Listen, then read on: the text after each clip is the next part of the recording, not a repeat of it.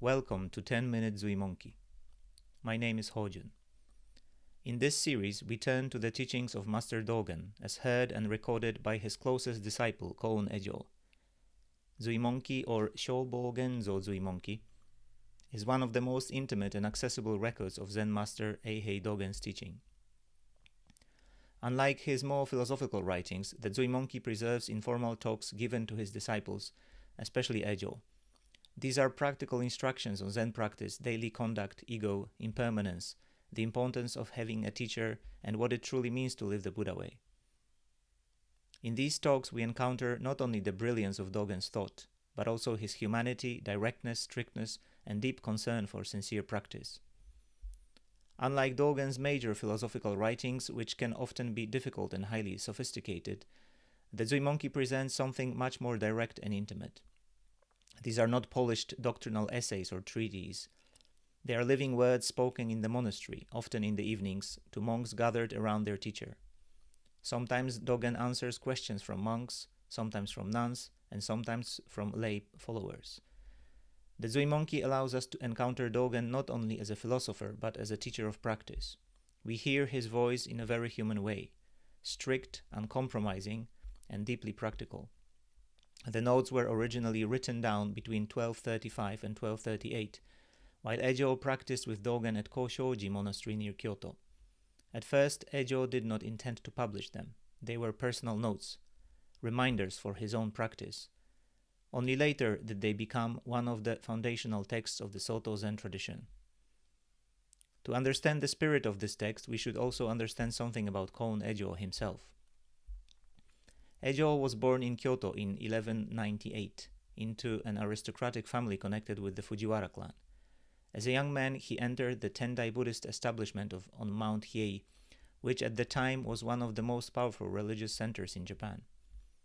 There he studied Buddhist philosophy and doctrine extensively, but eventually he became dissatisfied with religious ambition, institutional prestige, and intellectual competition. He began searching for a more authentic path of practice. According to later tradition, Ejō's mother once told him that she had not allowed him to become a monk in order to seek fame or high rank. Rather, she hoped he would live simply, practice sincerely, wear black robes, and walk humbly through the world. These words deeply affected him. After leaving Mount Hiei, Ejō studied different forms of Buddhism, including Pure Land, practice, and Zen. Eventually, he met Dōgen. Their first meeting took place at Kenninji Temple in Kyoto. Dōgen himself had only returned from China, where he had trained under his master Tendō Nyōjō. Dōgen believed that he had received the authentic transmission of the Buddhadharma and had brought back a form of practice centered on shikantaza, just sitting. At the time, Dōgen was still relatively unknown, yet Ejō recognized something extraordinary in him. He returned again in 1234 and became Dōgen's disciple. From that point onward, the two remained closely connected for nearly 20 years. Ejō eventually became Dōgen's closest attendant, his Dharma successor, and later the second abbot of Eiheiji monastery. It is largely thanks to Ejō that Dōgen's teachings survived and were transmitted to future generations. What makes the Zuimonki especially remarkable is its emphasis on practice over theory. Again and again, Dōgen warns against intellectual pride, religious ambition, and attachments to fame or status. He repeatedly insists that the heart of the Buddha way is not abstract knowledge, but sincere practice. For Dōgen, the central practice is zazen, seated meditation. But zazen is not presented as a method for achieving mystical experiences or gaining special powers. Rather, it is the direct expression of enlightenment itself. In one passage, Dōgen says that even someone who understands very little intellectually may surpass a learned scholar if they wholeheartedly practice zazen. Elsewhere, he says that practitioners should stop chasing after many teachings and instead devote themselves completely to one practice. This simplicity is one of the defining characteristics of the Zuimonki. Dōgen continually returns to concrete questions. How should one live? How should one practice? How should one face suffering, poverty, illness, or death? How does one abandon ego and self-centeredness? The text constantly reminds us that Buddhist practice is not separate from daily life. It is expressed through posture, conduct, speech, eating, clothing, work and relationship with others. Dōgen also speaks frequently about impermanence. Human life, he says, passes as quickly as dew disappearing in the morning sun. Therefore, one should not waste time in distraction, hesitation, or worldly ambition. Again and again he urges his students to practice now, not later.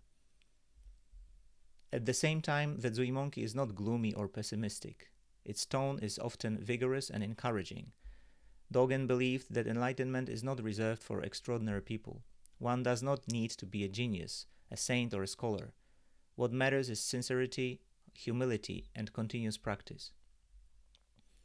Another striking feature of the text is Dōgen's emphasis on poverty and simplicity.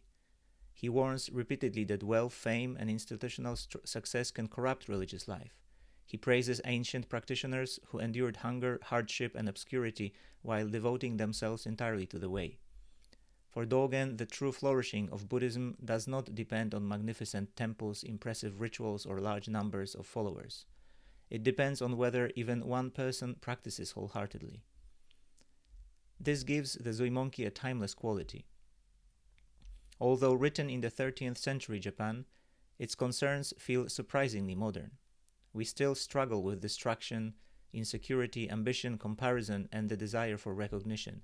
We still search for meaning while being pulled in countless directions. Dōgen's response is radical in its simplicity. Return to practice, he says. Sit down. Let go of self-centered calculation. Stop chasing after gain. Practice sincerely in this very moment. In many ways, the Zuimonki serves as an introduction not only to Dōgen's teachings but to the spirit of Zen itself. It is immediate rather than abstract, concrete rather than theoretical. And perhaps this is why this text has remained alive for centuries. These are not merely historical sermons preserved in an old manuscript. They are living instructions directed toward anyone who sincerely wishes to practice the way. So in this series, I would simply like to read through the Zuimonki slowly, section by section, not as an academic study, not as a system of doctrine, but as living Zen teaching. These talks will be simple and relatively short, usually no longer than 10 minutes, just as the name of the series suggests. Just enough time to sit for a moment with Dōgen's words and reflect on what they might mean in our own lives and practice. Thank you for listening. Let us begin.